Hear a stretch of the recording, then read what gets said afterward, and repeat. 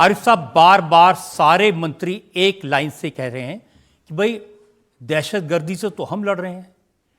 पिछले एक साल में 1000 हमले हम पर हुए दहशतगर्दी के, और पाकिस्तान बड़े जुल्म का शिकार हुआ है।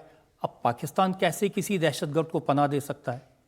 जब वो ये कहते हैं कि उसके विक्टिम, उसके शिकार हम खुद हैं, तो एक पुरानी कहावत सही साबित हो जाती है कि जब आप दुर्भावना से किसी और के लिए गड्ढा खोदते हैं तो आप उसमें खुद गिर जाते हैं।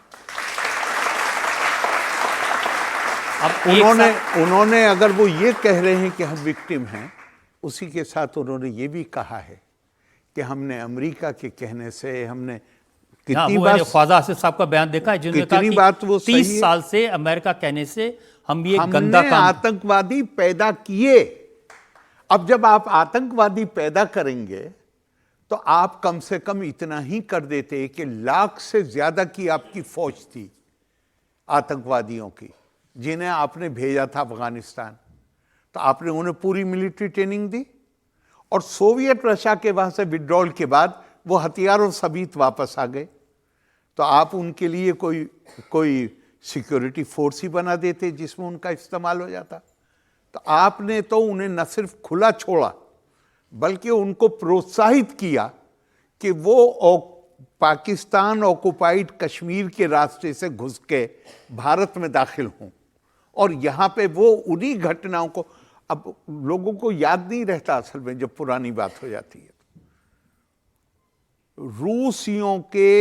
रूस के अफगानिस्तान से निकल जाने के बाद उसामा बिन लादेन ने, उस वक्त आज के तालिबान थोड़े अलग हैं, लेकिन उस वक्त उसने अफगानिस्तान में बैठ के, काबुल में बैठ के ये ऐलान किया था कि अब हमारे मुजाहिदीन का मतलब है आतंकवादी, वहां पे मुजाहिद का मतलब वो नहीं है जो अपने नफ्स से लड़े, वहां पे जिसे आइडेंटिफाई करो दुश्मन को और उससे लड़ना है, मारना है उसको धोखे से।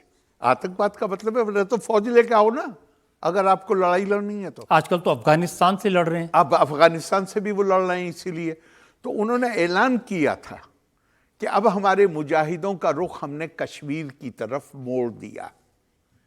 तो ये मैं नहीं सवाल कर रहा हूं, ये पाकिस्तान के बहुत मशहूर पत्रकार जिनकी एक किताब भी है टेररिज्म पे, उन्होंने अपनी किताब में लिखा है कि भाई अगर आप चाहते थे कि ये अब थोड़ा सा सिविलाइज हो जाएं ये लोग जिनको आपने आतंकी बनाया है, जिन्हें आपने हथियारों का इस्तेमाल सिखाया, तो इनके लिए कोई फोर्स ही क्रिएट कर दिया होता, इनको वहां पे एम्प्लॉय कर लेते। अब उनको आपने ट्रेनिंग भी दी हुई है, वो हथियार जो आपने दिए थे वो उन्हीं के पोजीशन में, तो कहां चलाएंगे? हो सकता है आप विक्टिम हो, आप विक्टिम इसलिए हैं कि आपने गड्ढा दूसरे के लिए खोदा था और आप उसमें लगातार नीचे गिरते जा रहे हैं। और ये जो आरिफ साहब पहलगाम में जो हमला किया, उसने लोगों को इतना दर्द दिया है।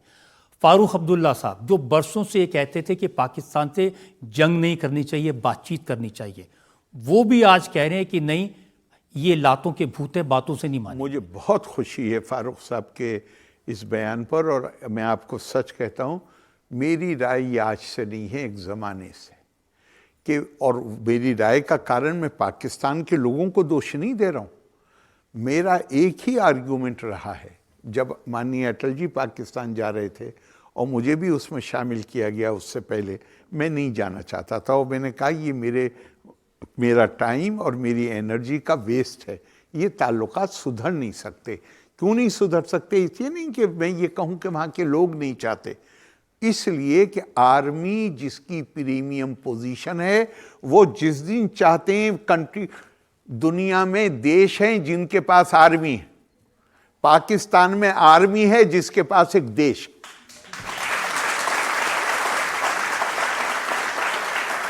वो उसको जैसे चाहे इस्तेमाल करे।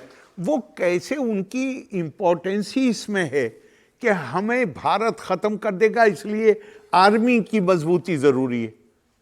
अब ये पहली बार उन्हें खतरा लगा है जब सड़कों पे लोग उनके खिलाफ निकलने लगे, तो उन्होंने ये पहल का, कुछ और भी कर सकते थे, पहलगाम, आसिम मुनीर की तकरीर और उसके बाद पहलगाम होना। और उनकी तकरीर में ये तीनों बातें थी। हाँ। कश्मीर भी था, कलमा भी था और हिंदुओं के खिलाफ बात भी थी। दो खिलाफ। और ये तीनों वहाँ दिखी हैं। लेकिन इसके बावजूद हमारे देश में कुछ ऐसे लोग हैं, कर्नाटक के मुख्यमंत्री हैं सिद्धारमैया, बड़े सीनियर लीडर हैं, अनुभवी आदमी हैं, वो कहते हैं कि नहीं, पाकिस्तान से बात करनी चाहिए, जंग करने से कोई फायदा नहीं होगा। मेरे ख्याल से अगर वो कर्नाटक को संभालें तो वो ज़्यादा बेहतर है। वहाँ का शासन को संभालने में ज़्यादा बेहतर।